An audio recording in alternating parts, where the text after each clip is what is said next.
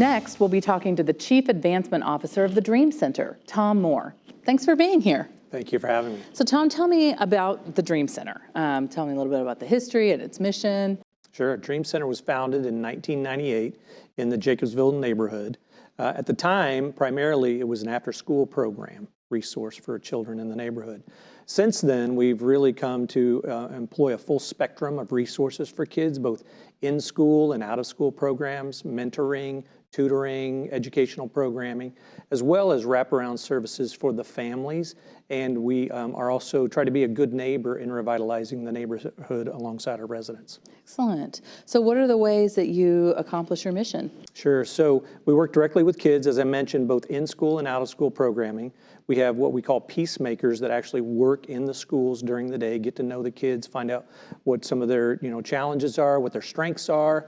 And then after school, then we provide programming as well, mentoring, educational programming, social emotional learning resources.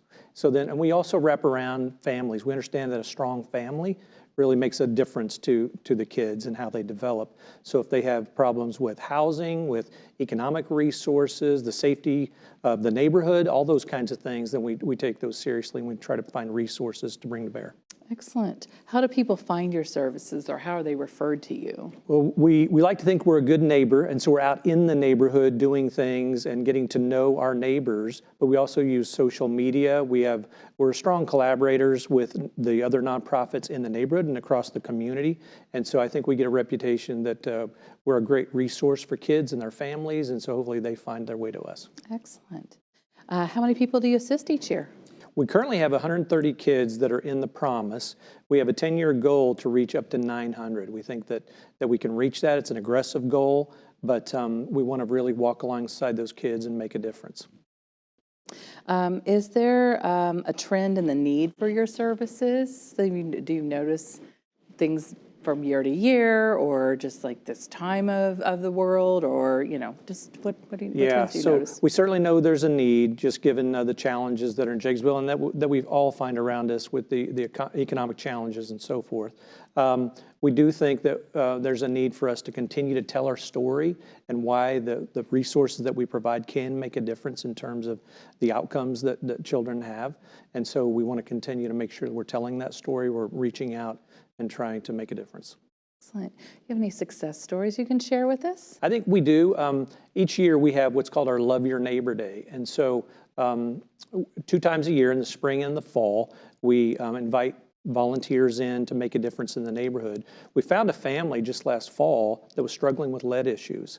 And so we didn't know a lot about that, but we reached out to the EPA, to the Vanderburgh County Health Department, found out there are a number of resources that are available, and folks just don't know about them. So at our spring event, we actually were out with some students from IU Health, and we're mulching some of those residences, also providing information. And so we think that's going to be an ongoing effort. And then on the educational side, I would say that as we end up the school year here in just a few weeks, 90% of the kids that we walk alongside reach their iRead goals. So we're really excited about that. I think that's something that really indicates that some of the things that we're doing make a difference. Could you tell me a little bit more about the lead cleanup? Does that have to do with what's in the soil? Yes, it can. Certainly it can also be in paint inside of the homes. But one of the ways that we tried to really dig in and make a difference was to create a barrier between the soil, which can contain lead, and kids' feet and people that then when they walk into the house bring the lead into the home, which is not a good situation. So actually laying down mulch can create a barrier to that and can really help.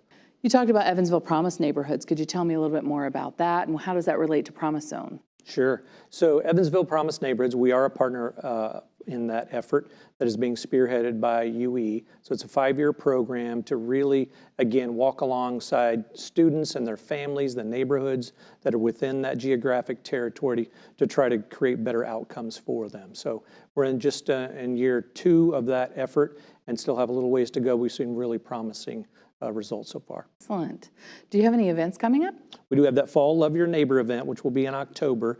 And then we have a fundraiser coming up in August, our pickleball event, to raise some funds and just have some fun with folks. Tell me about the pickleball event. Pickleball event, we actually we have a mentoring effort that I mentioned, and so we took some of our mentors and mentees out to play pickleball and just really loved it at First Shot Pickleball and thought this is just a great way to have some fellowship and fun, and so we think that'll be just a great way to do all of those things. Is there a mix of ages? Or Yeah, anyone can come out, kids, adults, folks of all ages. You know, I played at the mentor event, and so if I can do it, anyone can do it. It's fun. So what are some of the ways that people can get a hold of you if they need to reach out? And what are the ways that you would like them to reach out? And for what reasons? We'd love them for any reason to come out. If they want to volunteer their time, their talent, their treasure, they can reach us on our website. They can stop by. We're right across from Bosse Field, and we'd be happy to have a cup of coffee and just take them on a tour of our campus, tell them a little bit more about what we do. But we'd just be welcome in any way that they can come and see us. Thanks for coming on the show, Tom. All right. Well, thank you very much for having me. Appreciate it.